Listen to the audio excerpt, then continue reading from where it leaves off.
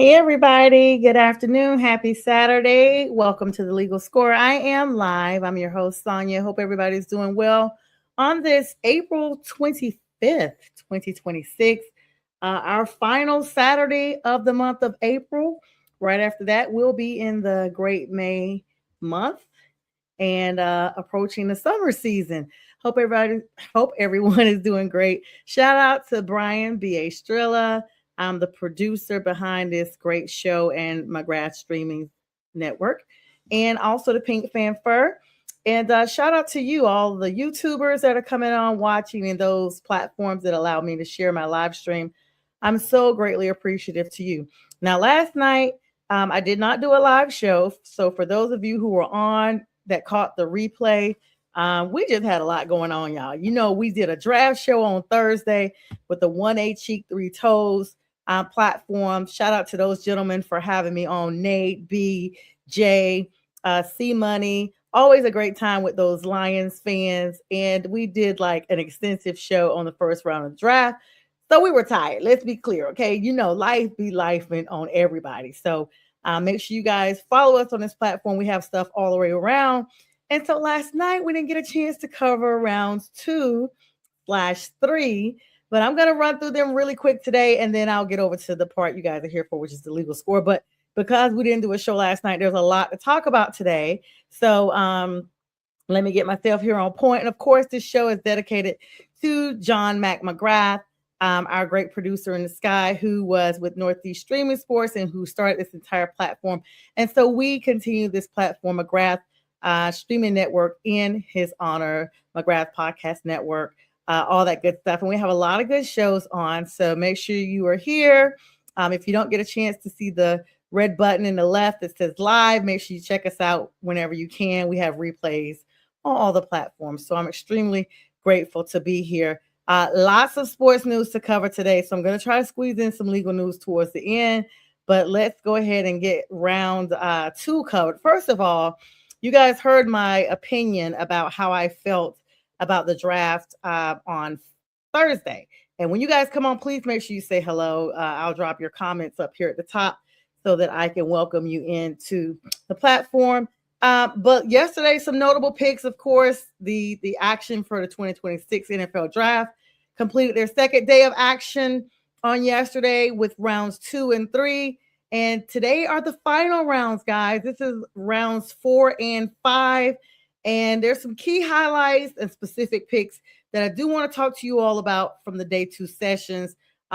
Number 33 for the Buffalo Bills. And you know, the first day of action, we did not see the Bills. They kept trading back until they traded themselves completely out of round 1. So they signed Dejon Stribling, the wide receiver, at the number 33 pick. Congratulations to them. Then the Giants followed up. Number 37, they signed Colton Hood as cornerback from the Giants at the number 37 pick. The 38 pick with the Arizona Cardinals picked Tredon Stukes, the defensive back. Congratulations to him. Denzel Boston went to the Seahawks at number 39. Pick number 41 was the Miami Dolphins, and they picked up Cassius Howell. I always love the name Cassius. I know that's a shout out and homage to Muhammad Ali, Cassius Clay. But number 41, that's where he went for the Fins. And then the New Orleans Saints were back at it at pick number 42. They picked up Kristen Miller, the defensive tackle. And the Raiders were out there at 43. They got Jacob Rodriguez as linebacker at number 43. And my boys, my Panthers, they got Avion Terrell at number 48 with the cornerback position. That is another weapon for Bryce. Y'all know I always say that. They are focused on keeping Bryce upright this season and protecting him and allowing him some dropbacks in the pocket and out of the pocket and everywhere he needs to be. And then at the pick 54 for the Philadelphia Eagles, they picked Eli Stowers, the tight end, at the number 54 position. Now, round 3 notable picks, they had Arizona picked up Keaton Crawford, the edge out of Auburn, at the number 67 position. Now, the Jacksonville Jaguars made that final selection for yesterday's evening. We'll get to that in just a moment. Number 70, the Bills again Romello Height, the edge out of Texas Tech. We heard a lot about him during the college football season. Number 70 is where he went with the Bills. The Saints back at it with Oscar Delp, the tight end out of Georgia, going to the New Orleans Saints at pick 73. Pick 76, the Eagles grabbed right up Drew Aller, the quarterback out of Penn State. I'll talk to you guys about that in a moment because that is crucial positioning. At number 79, my Panthers were back at it again. They grabbed Zachariah Branch, the wide receiver out of Georgia. So another Georgia player that have gone to the Carolina Panthers. And at the final pick for round 3 went to the Jacksonville Jaguars at number 100. Jalen Husky, the safety out of Maryland, was the final pick of day 2. Now, the New Orleans Saints doubled down on Bulldogs this draft, guys. They've taken Christian Miller and Oscar Delp with their day 2 picks. So those two guys know each other. That's going to be solid for the New Orleans Saints going into this new season, having the familiarity of both those guys playing with the Dogs organization at UGA. Now, analysts are pointing to Colton Hood from the New York Giants and Eli Stores of the Eagles as they are the value picks of the night when, they grade all the draft picks. And both players are actually sliding further than what their production scores has suggested. So we see these players that come in, things come out right before the draft, be it injury, be it behavior issues, whatso have you. And it literally does weigh in on their draft stocks. The Carolina Panthers actually addressed both sides of the ball on day 2, snagging Clemson cornerback Avian Terrell to bolster the secondary and adding explosive playmaker Zachariah Branch to the receiving corps. And everybody across Instagram last night was going wild about both of those selections, even non-Panther fans. Day 3 is currently underway, starting with the Buffalo Bills on the clock for the first pick of round 4 with pick number 101. Now, today is the final day of the draft for this year in Pittsburgh, and this coverage started at 12 o'clock. It is currently 4 o'clock Eastern Standard Time, and this day is always known for speed and volume because they pick, and as teams move through the final 150 plus candidates to find depth and special teams contributors, it goes by extremely fast. Of course, today's schedule started at noon. We'll wrap up around 7 p.m. So you guys can feel free to listen to me and the draft, or just me, and then get back to the draft. And rounds 4, 5, 6, and 7, because you guys know we always go. There's 7 rounds, but no one really talks about them much. Picks 101 through 257. Of course, this is airing on ESPN, NFL Network, ABC, and NFL Plus. Teams have 5 minutes per pick in rounds 4 through 6, and only 4 minutes in round 7. Now, the Buffalo Bills officially opened today's day with the first pick of round 4 because day 3 moves so quickly, and the board is shifting minute by minute. Now, heading in today, several notable prospects were still on the board who were expected by some scouts to go higher. And this is what I'm talking about, draft stocks, guys. Left tackle Overton, the edge out of Alabama. Left tackle, LT Overton. Sorry, guys. The edge out of Alabama. He was a high upside disruptor who many thought would have been a day 2 lock. He was still on the boards today. Caleb Elarms, or the linebacker out of TCU, versatile linebacker that was still on the board. Strong special teams potential. And some of these guys may have gone since I've started talking, or within the last few minutes or so. Before I got on and got these names, I did not have an update about them being drafted. Emmanuel McNeil Warren, the safety out of Toledo, was picked by the Browns at number 58 on Friday, but a lot of mock drafts had him going way higher. So after snagging Avian Terrell, the Carolina Panthers gets the cornerback and, of course, Branch yesterday. Carolina is going to enter day 3 today, looking for a more offensive line depth and perhaps another rotational pass rusher. As the draft wraps up this evening, keep an eye out for that Mr. Irrelevant ceremony for that pick number 257, the final selection of the 2026 class. All right, let's talk a little bit about some NFL stuff right now. There is some possible discipline to the Philadelphia Eagles. Perhaps that they were already on the phone with their scouts before they were on the clock. There was some evidence put out there where he was, I don't know if he was live streaming or what have you, but that's going to be looked into because players are not supposed to be contacted prior to being basically called at the last minute to be selected for the team. So we'll get a chance to look at that here later on. All right, let's look over to some NBA playoffs news. We're in the thick of the first round here, guys, and we've seen several Game 3 pivotal shifts and a few teams moving dangerously close to elimination. The Pistons versus the Magic, number 1 and number 8 seeds. Right now, it is a 1-2 record. The Magic did win Game 3, 113-105 today. And they take that lead as of today, basically, with that. So they are dangerously close, more than what people would have thought, considering they're against the Detroit Pistons. The Boston Celtics versus the 76ers. The number 2 and number 7 seeds, 2-1 record right now. The Celtics actually won Friday's game, and it was a thriller, 108-100, behind 25 points apiece from Tatum and Brown. Congratulations to those guys. And then the New York Knicks and Hawks game, number 3 and number 6 seed. It is a 1-2 series as well. The Hawks actually took Game 3 and 109-108, nail biter. Game 4 tips off tonight at 6 p.m.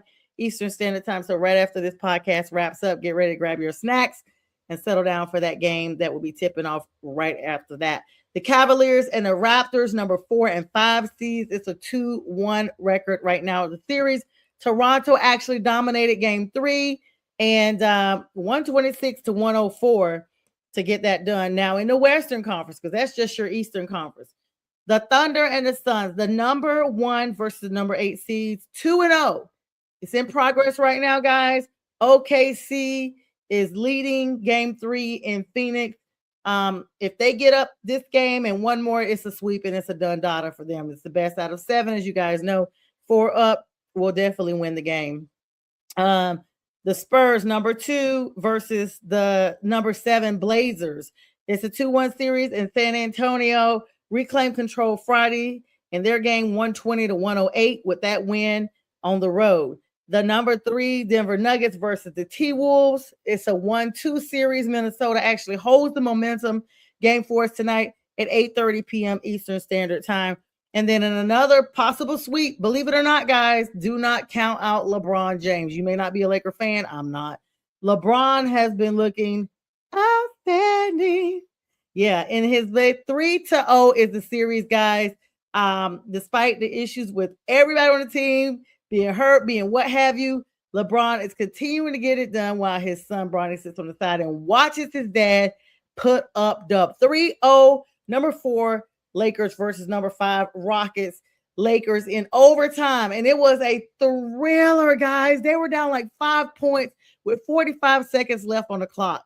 And just the defense and the offensive skills of LeBron James was what got them back to being tied. And then that defensive spill by him that permitted and prevented Houston from sinking it in, caused them to go overtime. And what you can't do is put King James in a push or win position, and he proved what exactly he could do.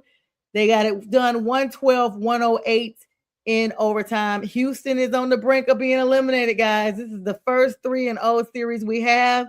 The Rockets will be possibly swept if they don't get themselves together by this next game.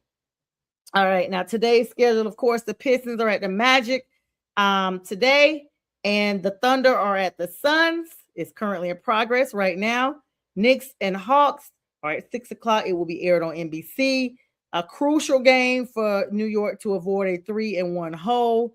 And the Nuggets and T-Wolves, game 4, is at 8:30. Now, this is big. The return of Jason Tatum, his big performance in game 3, 25 points, 5 out of 9 from the deep, is the talk of the league today, guys. It was only his 19th game back following a major Achilles surgery last year. So he is showing that he still has it. And I am a JT fan, and I just love how he is on the court. Kudos to him. And then, like I said, the Rockets are facing a potential sweep after losing that. This is an overtime heartbreak for them because they were at home and they just knew they had it, and they've struggled to close games late without injured KD. So that's really big. Statistical leaders throughout this series: Jaylen Brown from Boston, 87 total points in 3 games. Kudos to him. Rebounds were led by Nikola Jokic for Denver, 43 total rebounds during the playoffs games. This is crazy. And assists, LeBron James, no doubt there with the Lakers, 26 total assists throughout this playoff sprint. Now, the Lakers are actually the only team with a chance to break out the broom and complete the sweep in their next outing. All right, let's talk about some Major League Baseball. This is roughly a month in. Standings are starting to take shape with the San Diego Padres and the New York Yankees leading their leagues. Are y'all guys surprised? Like Aaron Judge, are y'all really surprised? The Yankees are on fire. New York is currently riding a 7-game winning streak. They entered today's matchup against the Astros that kicked off. Well, you don't kick off, that pitched off, I guess, 7 minutes ago, 4:10, as the hottest team in the AL right now, though they are closely monitoring the Giancarlo Stanton situation, who was awaiting injury news. Skinez Dominance, Pirates phenom, Paul Skinner is improved to 4-1 on the season after tossing a 6-inning masterpiece, 6 negative masterpiece, to shut out the Brewers today. Kudos to him. And there is a West shakeup in the AL, guys. It is already brewing a surprising turn. The Oakland Athletics currently sit atop the AL West at 14-12, recently moving ahead of, you got it, the Rangers and a struggling Astros squad. Can y'all believe the Astros are struggling? Not the Houston Astros. Yes, they really are. Rookies to watch out for in all of this: Jack Leader, the Rangers, and Jose Soriano from the Angels are emerging as early season breakout stars, both posting elite strikeout rates through their first several starts. Now, today's scores and results: the Orioles versus the Red Sox, Baltimore 10, Boston 3. This actually makes the Red Sox have now lost 4 straight games. The Guardians versus the Blue Jays, Cleveland 8, Toronto 6. Gavin Williams, 4-1, earns the win. Paul Skinner, as I told you guys about him a minute ago, this is 8 in a win. Pittsburgh 6, Milwaukee 0. The Colorado Rockies versus the Mets 4. Mets only got 3. Colorado wins it. Mets continue to struggle without Juan Soto. He's on IL, of course. You guys know that. Luis Severino secures the win for Oakland with a win 8-1 over the Texans. And then the Dodgers, guys, Chicago beat them 6-4. Chicago Cubs, that is. Ryan Rollison gets the win over the world champs. So there you go. And here are the leaders for that. The AL East is led by the New York Yankees at 17-9, looking very impressive. The AL Central, Cleveland Guardians 15-12. AL West, Athletics 14-12. And the NL East, the Atlanta Braves. Can we say it for Atlanta? Yes.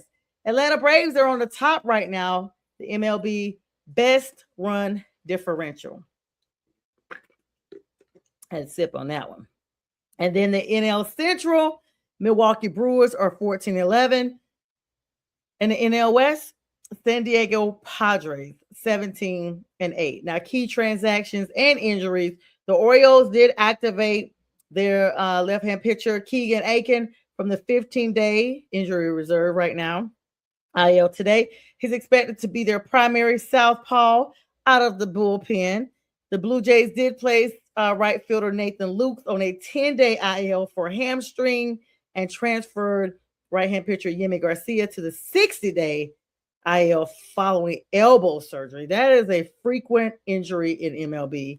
And the Mets are still playing without their superstar, like I said earlier, Juan Soto, who remains sidelined with a calf injury. Up next, the Braves and Phillies are wrapping up their series tonight in Atlanta, a rematch of last year's intense postseason clash. It's a beautiful day here in Atlanta. It's mild, it's overcast, so that will keep the heat at bay. Now, I want to make sure I didn't miss any sports news before I flip over to y'all's favorite segment, which is none other than my legal part.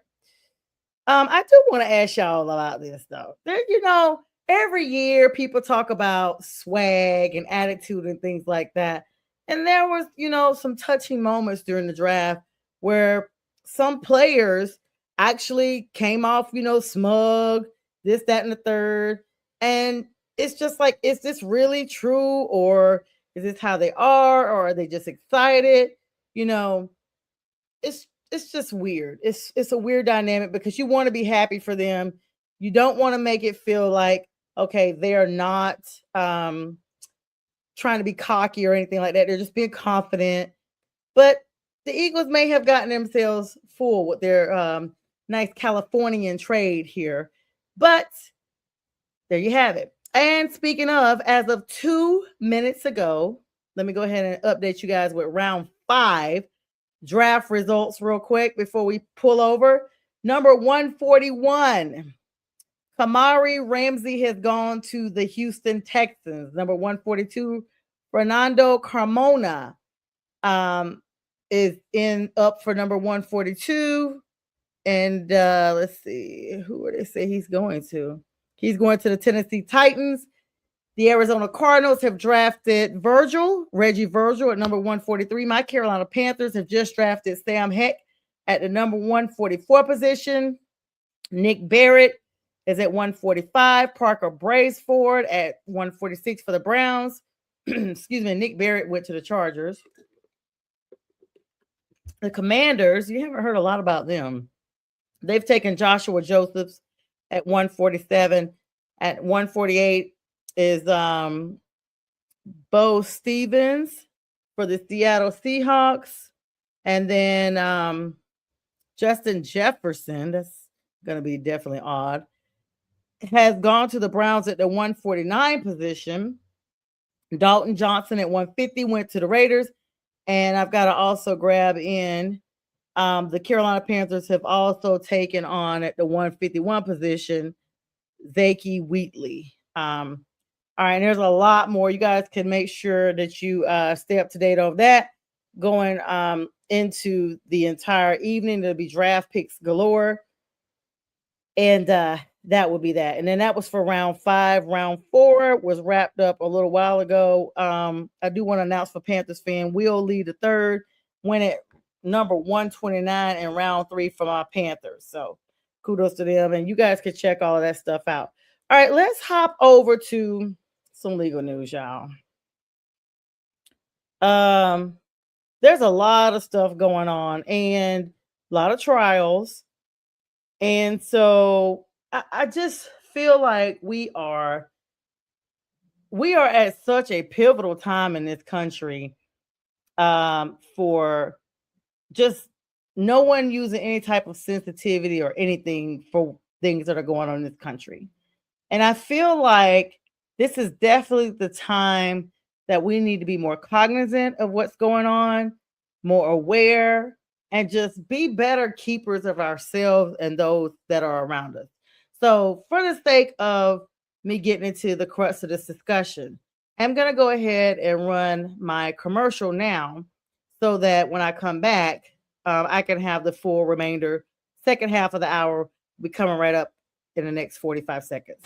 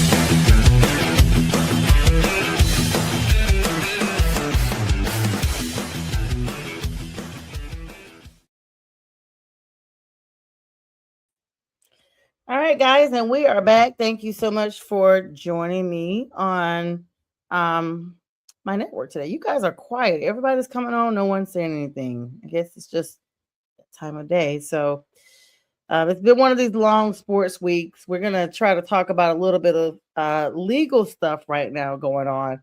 Um, let's talk about immigration, y'all. This is the thing. So our country is going through a lot right now, and immigration is at the top of that list of priorities, interests, according not just to our country, but to some of our friends. And it's a very important issue that a lot of constituents and candidates they actually use as some of their campaigning information. Well, yesterday, guys, well, actually a couple of days ago, a federal court actually the Court of Appeals issued a massive blow to the administration, and I mean the White House.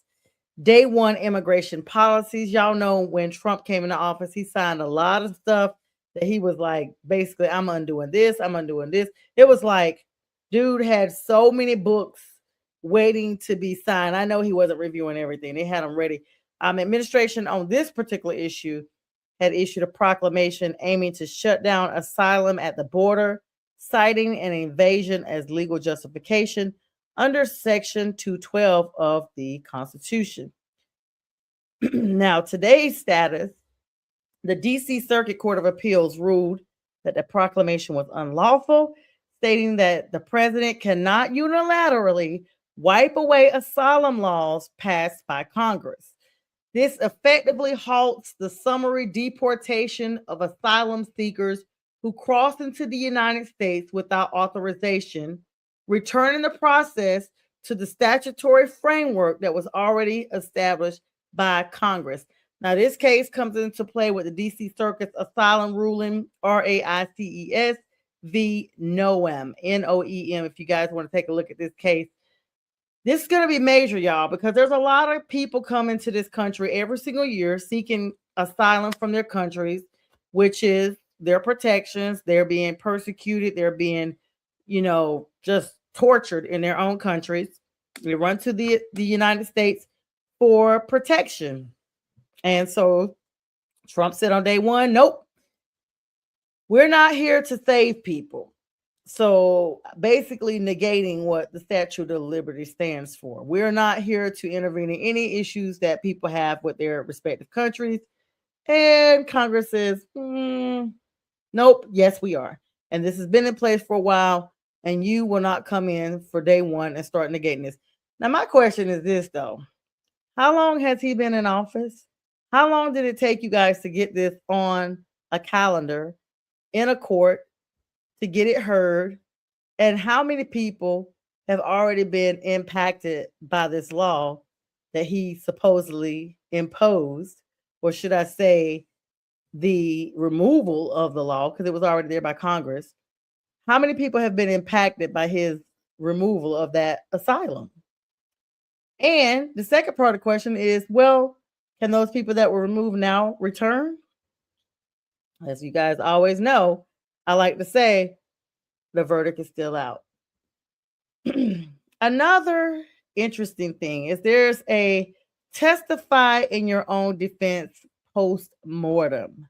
Now, this is really weird, guys. A major theme in today's legal world is the failure of the risky defendant strategy. Analysts are comparing 3 high-profile cases where defendants recently took the stand in their own defense and lost. Now, let me just tell you guys. Oh, I forgot to tell you, in case you didn't read the disclaimer, I'm not a lawyer, and nothing that I say is constituted as giving legal advice. Okay. But this is the thing. Everybody has the right to be their own attorney.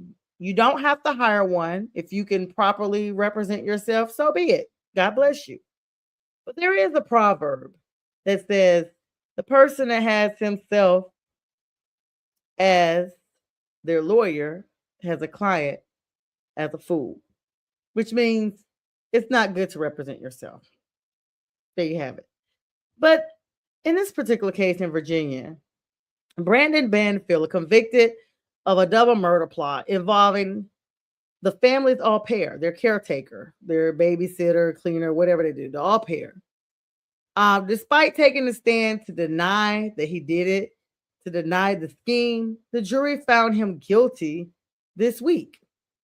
In another case here in Georgia, Colin Gray, the father of the teen shooter at Appalachia High School, testified he had no warning of his son's plans, but was recently found guilty of murder and manslaughter. Why? Because he purchased and provided this weapon to his son, who was a minor, and his son went to the school and shot these people. Now, I'm going to be honest, y'all. Oh, my goodness. I have a little bit of problem with that because I know how I was as a teenager. I know how I was as a kid. And half the stuff I did or said, my grandparents didn't know. My dad didn't know because I did my own thing. And I tend in my normal mind, and I wonder how many of the jurors actually thought this originally. In my normal mind, I'm like, how do you really know what your child is doing? It's so easy for people to come out and say, well, you should know what your kid has in their room. And you should. But how many parents with the responsibilities of their jobs and things like that really know what's going on with their kids? Like, how many parents really go in their kids' room and go through their drawers, look under their beds, look in their closets for anything that's out of order? How many of the parents actually know their kids' friends? How many know any of that? A lot of parents, especially in this day and era, are working a lot because the cost of living is high. And so the kids come home, they have a key, they have their device, the parents text them to check in, or they may have their locator on, but they don't know what's going on that's not seen. Nobody's setting up a FaceTime the entire time that the parents are outside of the home. So I have a little bit of a problem with that because I always feel that it depends on the mind of this child. If you have a mischievous child, that child is so busy covering up everything. There's no way you could possibly know every single thing that this child is doing. Unfortunately, the jury didn't think the way that I'm thinking, and they found Colin Gray responsible for murder and manslaughter. So the charge was as if he was out there himself doing it, not for just his son. Gerhard Koenig in Hawaii, a doctor convicted of attempted manslaughter after claiming his wife's fall during a hike was an accident. You got to understand, jurors didn't believe him. They were like, nope, dude, you did it. You tried to unalive your wife. And so it's just so recent that one judge, one jury, one jurisdiction may think one way, and I may think another way, you may think another way, and there's really no black and white in the law. It literally depends on the jurisdiction and that specific judge's interpretations of the law and the jurors' interpretation in these specific cases. So they're doing a study. Like, okay, you got these defendants that are like, nope, I'm taking the stand in my own defense. My lawyer has said enough. I want to make sure the jurors hear from me so they can see me. They can get a feel of my mannerisms. and they can know this is how I really feel about this offense. I know I'm innocent and I want it to be seen. Well, that's why sometimes they tell you it's better to just let your lawyer speak, because in these cases, it didn't work out at all. On a different note, not about jurors, the longest trial in Georgia history, the YSL RICO trial here in Atlanta and in Georgia, for the most part, the Young Thug trial, Young Stoner life, Young Slime life, all of that. Jeffrey Williams was released on probation, of course, in late 2025. The legal aftermath of the longest trial in Georgia history continues to make headlines today. And actually, he wrapped up his case, and goodness, has it been? Feels like it was 24 when that all wrapped up. But I guess it wasn't. It was 25. This time is just wild. But this week, a judge actually ordered the state of Georgia to return roughly $150,000 in cash, luxury cars, and high-end jewelry to him that they seized during the investigation. Let me tell y'all something. Brian Steele is a great one. Keith Adams is a great one. Those were his legal team.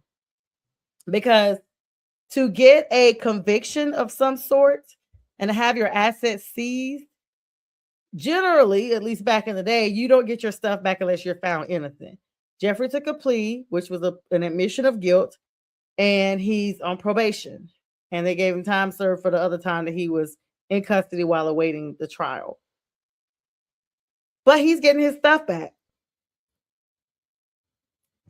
Now, legal teams for the remaining YSL co-defendants are still navigating the final murder charges of the indictment. So technically, even though they say it's the longest trial in Georgia history, because they actually disposed of Young Thug's part of the case back then, it's still going on. It was like he was sentenced, then there was a comma, but there was not a period. So it really is the longest standing trial in Georgia history. So Young Thug got his stuff back. Some of his co-defendants that were facing the murder charges of the indictment, because it was an 80-page indictment, a gang of charges. You guys got to take a look at it. I think it was 28 counts. Most of the other charges were largely dropped or resolved with plea deals, but effectively finally ending the murder aspect of the RICO trial. Now, I will tell you guys this. Fulton County, Georgia, which is where this case was heard, and it's here in Atlanta, their Superior Court has a very high-profile list of cases that are particularly relevant. Like, this is not the only case. It's the Metro Atlanta area, blah, blah, blah. The state of Georgia versus Donald John Trump, okay, for y'all who want to know what the J is for, continues to actually move through complex pretrial motions regarding immunity and prosecutorial misconduct. This stems not just from him with this election thing, but now it has gone over into the Secretary of State, into voters' rights and things like that, because you guys know he tried to come through and get some of the, oh, I got some comments. I'm so sorry, guys. Hi, Jeffrey. I am so sorry. I just saw your message. Hope you're doing well. Hi. Hi there. All right, Jeffrey. Good to see you, my friend. Thank you so much for coming on and saying hi. I've already talked about our Panthers in the draft. You can go back and watch the replay as soon as I'm off here in the next few minutes. But anyway, that case is still going on, y'all. And a lot of states have actually absolved their cases with Donald Trump because they're like, it's unconstitutional, or at least it's not efficient, judicially efficient for them to have cases against Donald Trump while he's in office. So they're like, we're just going to like let these be to the side. So when he comes out of office, then we'll just pick up where we left off. This guy is trying to run again. So he's trying to make sure he never faces any type of state issues outside of, he's not going to face them. Let's just put it like that. All right. Another high profile case is Portia Williams. You guys know her for the Real Housewives of Atlanta versus Simon Guobadia. That is her ex-husband. This is involving assets that they had together. This is a civil case right now in Fulton County. It's on their docket. And they're trying to, they said he had a whole lot of assets. She's clearly got her own assets because of who she is from being a reality star. And Portia comes from good family. Y'all know she's related to Jose Williams. Like she's comes from good stock. So she's gonna be about where she got. And then the Atlanta Public Safety Training Facility, Cop City. If you guys don't know what that's about, that is a big thing here in Atlanta. A lot of people have been like tree hugging and protesting because they do not want Cop City, which is a public safety training facility within the city limits, to be in the Atlanta area. Um, so it's going to be very important to know what's going on, from here to there. Let me make sure before I hop off here, guys, since we wrapped up the legal segment, that I don't have anything going on with any other breaking sports news before I hop off of here. I will say this: Mike Vrabel is in therapy today, day 3, and yesterday for whatever he has going on. Meanwhile, Rossini stepped down as a reporter for the Athletica, and now there are rumors, more pictures coming out. They're even saying they don't know if the kid is Mike's or what. It's just a lot. Like her son, apparently somebody said they named her son is like 6 years old, and his name is Michael. Just a lot of stuff going on. So we'll see. Right now, the OKC game, 62 halftime, leading the Phoenix Suns. That game is going on 62-53. And that game is actually going on right now. The other games I told you all that would be out a little bit later on. Let me see real quick. That's the only score I have right now. The draft is still ongoing, and I think that's about all I have for you guys today. Another abbreviated show, just by a few minutes here. Just wanted to make sure I don't have anything I was supposed to talk to you guys about, because like during the week I'll see things and I'm like, I'm going to talk to you guys about that, and then I'll get on here and it's already been addressed, this, that, or the third. And I'll be like, I don't know if I'm gonna really talk about it or not. So I think that really was all I had today. Definitely didn't want to talk about the players that were their draft stock and everything was splitting and slipping. So yeah, let's see. Make sure I got everything.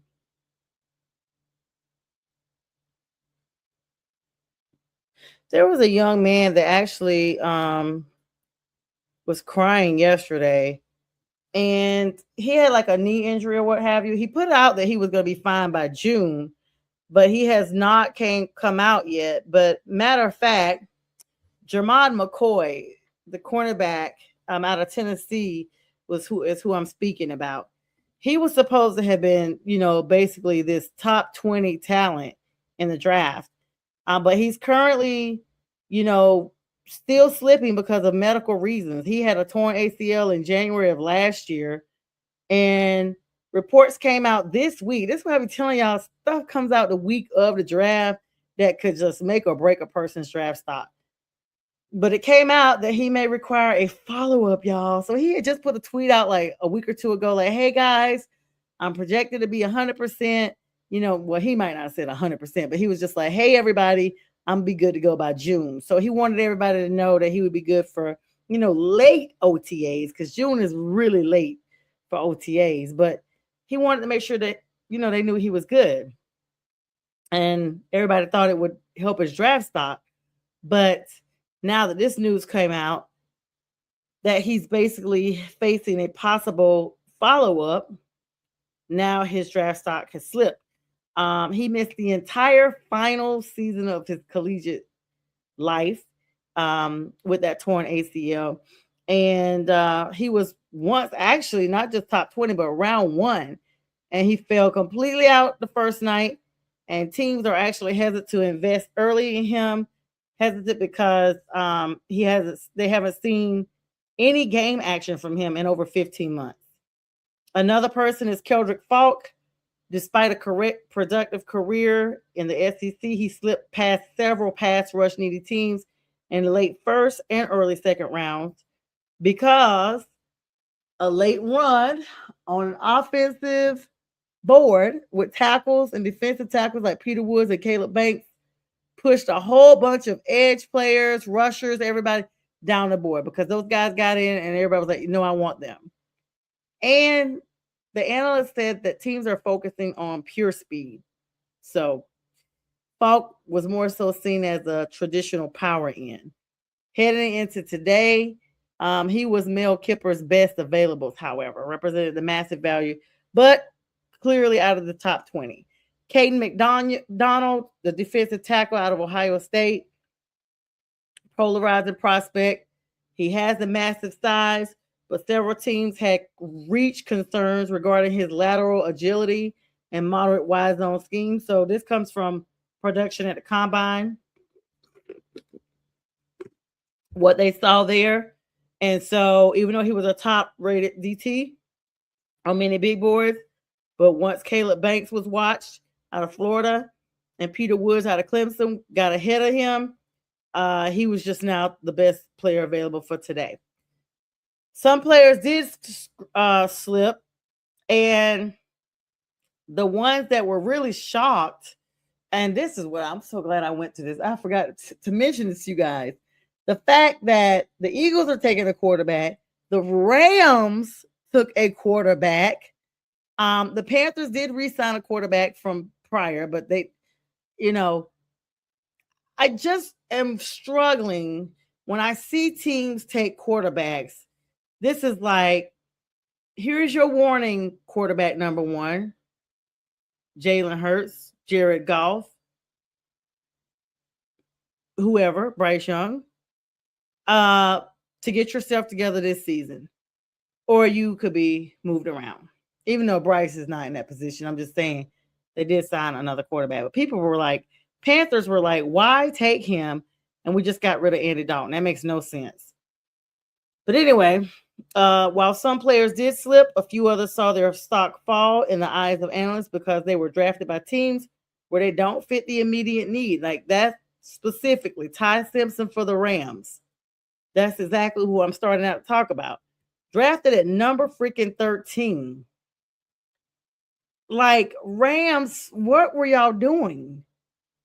Even Sean McVay looked shocked at the presser when they were explaining to the press why they had taken a freaking quarterback in your first grab.